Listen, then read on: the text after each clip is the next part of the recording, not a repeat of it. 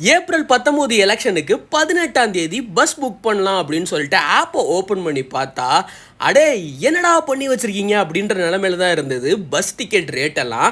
Hi hello வணக்கம் மக்களே.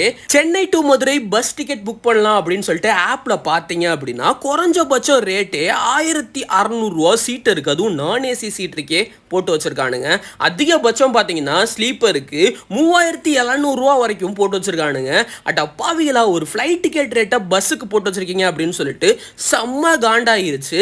ரீசெண்டா எலெக்ஷன் கேம்பெயின்ல நாங்க அதை பண்ணிடுவோம் இதை பண்ணிடுவோம் அப்படின்னு சொல்லிட்டு ஓட்டு கேட்குற உங்களால் ஏன் இந்த பஸ் டிக்கெட் ரேட்டு இவ்வளோதான் அப்படின்னு சொல்லிட்டு ஃபிக்ஸ் பண்ண முடியல? இந்த மாதிரி வீக்கெண்ட் ஆனாலே நாங்கள் இந்த லெவலில் கஷ்டப்பட்டு இவ்வளோ காசு ஸ்பெண்ட் பண்ணி நாங்கள் போயிட்டு இருக்க வேண்டியதாக இருக்குது. ஒரு சாமானிய மக்களை பற்றி எப்பயுமே நீங்கள் யோசிக்கவே மாட்டீங்கன்றதுக்கு இது ஒரு மிகச்சிறந்த எக்ஸாம்பிளாக நான் பார்க்குறேன். என்ன மாதிரியே எவ்வளோ பேர் இதை எக்ஸ்பீரியன்ஸ் பண்ணீங்க அப்படின்றத கமெண்ட்ஸில் லீவ் பண்ணுங்கள்.